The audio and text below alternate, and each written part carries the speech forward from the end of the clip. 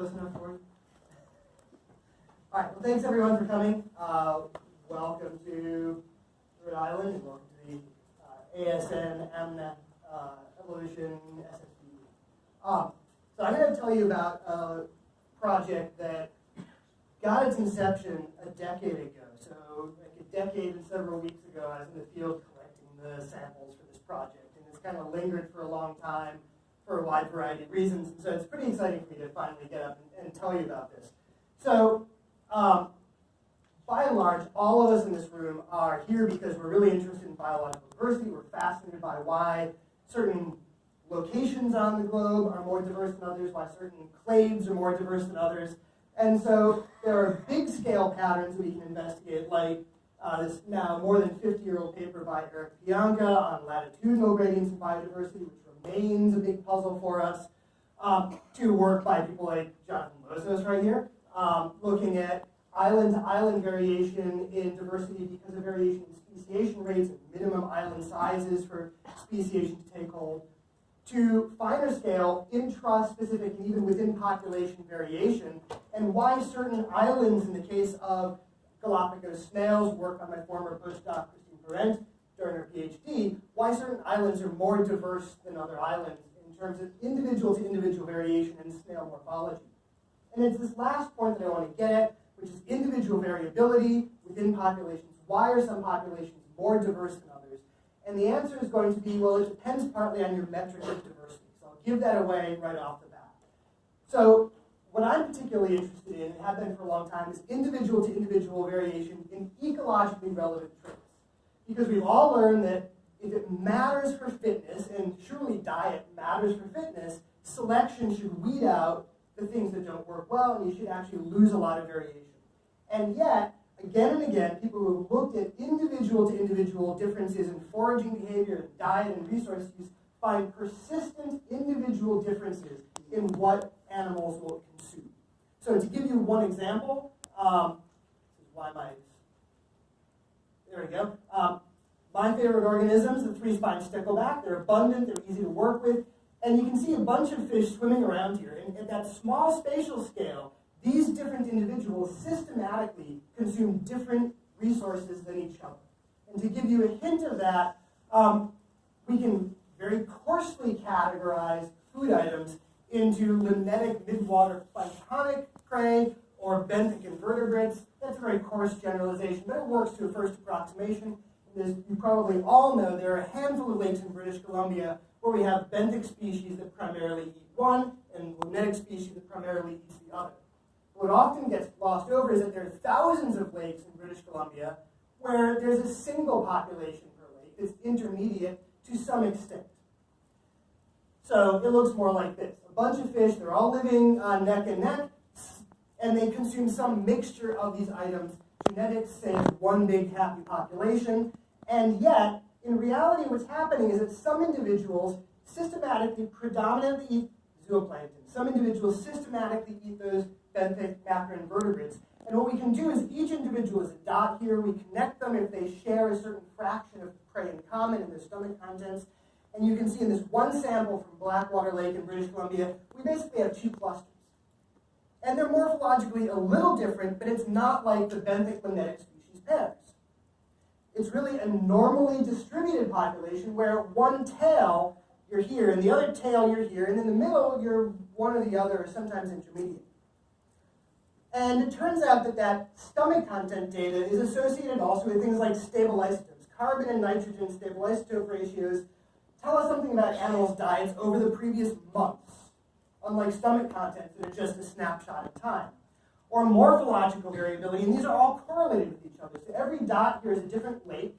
So we have some lakes that are just more variable, whether we use diet or isotopes or morphology as our metrics. And other populations are less variable. And we've known this for a while, but I've been curious why. Can we actually predict, a la Lozos and Schluter or a la Pianka, can we predict where we will see more variation or less variation? And that's what I'm aiming to do today. So what environmental contexts promote variation? And we have some theory to go off of. So if you go back to balanced polymorphism models that Levine published in the American Naturalist in the 50s and 60s, or adaptive dynamic models more recently, there's a simple expectation. A lake has, roughly speaking, two flavors of habitat: littoral or benthic habitat, which is about the shallow perimeter of a lake, and the planktonic open water habitat that's more about the middle, the volume or surface area, if you will. Really more surface area because they only go a certain depth. Small lakes are dominated by benthic resources, big lakes are dominated by limnetic resources, and it's those intermediate lakes where we expect to have a balance of two alternate resources, where we have individuals that compromise, and they do a bit of both as a population.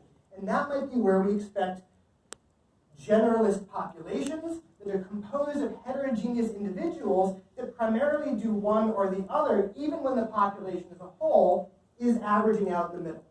Whereas the benthic populations, yeah, mostly everybody's benthic. In limnetic populations, everybody's really shifted towards the limnetic end.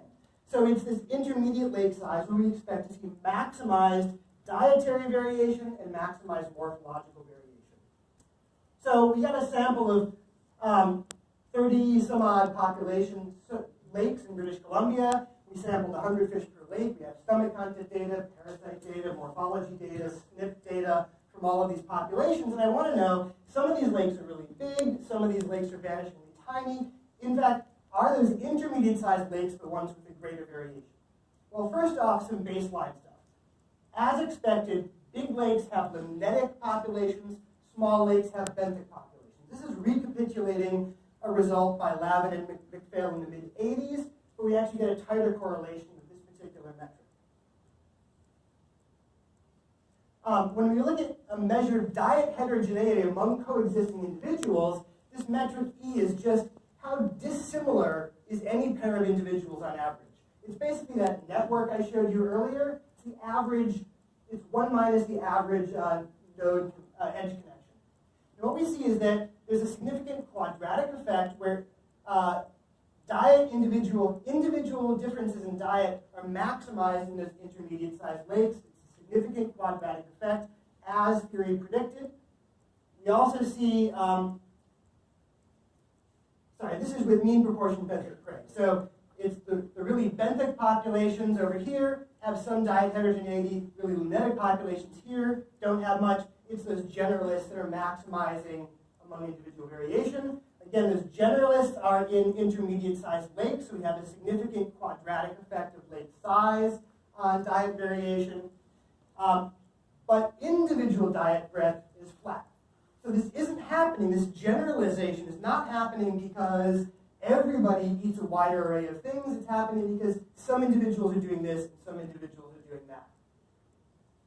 Now, previously, a decade ago, we published a paper showing that it's those intermediate-sized lakes where we're most likely to see disruptive selection. As expected, if you have that greater diet heterogeneity among individuals. And we do see significant, it's not as strong, significant greater morphological variation using body size, gill-raker length, gill-raker number. Multiple phenotypes are more variable among individuals in those intermediate-sized lakes. But maybe those are just more genetically diverse. Right? So we use SNP data, double digest rad-seq data with about 200,000 SNPs, look at heterozygosity across the genome. Mean heterozygosity, there's no relationship to diet variation. It's unrelated to morphological variation. But it is related to one thing that's pretty obvious, which is to say big lakes have bigger populations, have bigger effective population sizes. So if you want to maximize ecologically relevant diversity, you go to these lakes. But if you want to maximize neutral genetic diversity, you go over here to the biggest lake you can find. So different metrics of diversity are maximized in different environments. Now some SNPs, because we have a lot of SNPs, we can scan through and using very stringent false discovery rate criteria, we can find SNPs correlated with lake size. And some of these SNPs, like the one shown here, range from basically fixed at one allele to fixed at the other allele across the range, and their heterozygosity, their allelic diversity is maximized at intermediate-sized lakes. And so there are some SNPs that may be candidates for adaptation to big versus small lakes.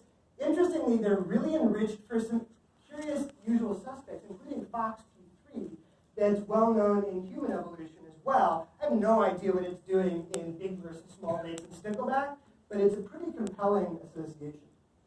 Now, this variation matters. Individual to individual differences in diet matter for individual variation in parasite infection. They matter for individual differences in diet overlap with competitors like sculpin. They matter for gut microbiota. And so some lakes are more ecologically diverse than others for predictable reasons. I can now walk up to a new lake and take a pretty good guess at whether it will be a more or less diverse lake in terms of an individual to individual variation for morphology or diet. And that's going to matter in a wide variety of ecological settings. And so to summarize, we have this gradient of small lakes that are mostly benthic to big lakes that are mostly limnetic. And we have benthic specialists in one and limnetic specialists in the other in terms of population average.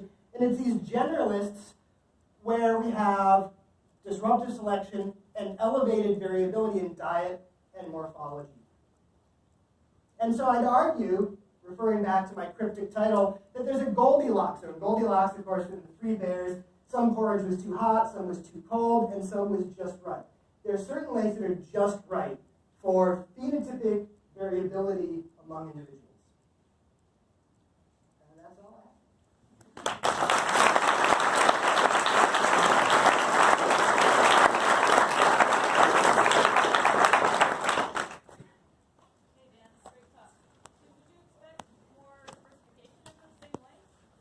So, would I expect more diversification in the same lakes? I think that's contingent on assortative mating dynamics. We know that there is positive assortative mating by diet. So in those intermediate, in those lakes where there's individual variation in diet, more benthic feeding males have mated with more benthic feeding females, and vice versa. But when I've done some simulations, and I'd love to talk to a theoretician who does better simulations than I do, if you run the numbers, the simulation suggests that the strength of assortative mating and disruptive selection that we see empirically aren't quite enough to make the rubber meet the road in terms of speciation. Now, are the species pair lakes the ones that like hit the jackpot and happen to get the right kind of maximum? And I should note that those species pair lakes happen in those intermediate-sized lakes. They're sort of the small end of the intermediate-sized lake. We don't see species pairs in the really big lakes or the really, really tiny ones.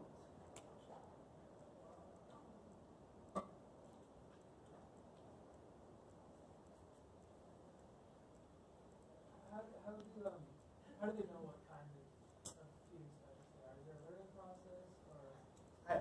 I wish I knew how they knew. What I can say is that the individual diet is correlated with morphology.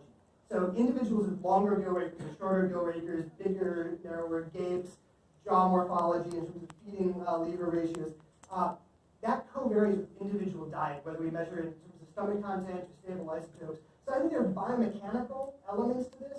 Now, there's almost certainly learned elements. So we've shown previously that if we jack up resource competition by packing, so we'll build cages that are about a quarter the size of this room, and we put either 30 fish or 60 fish in it.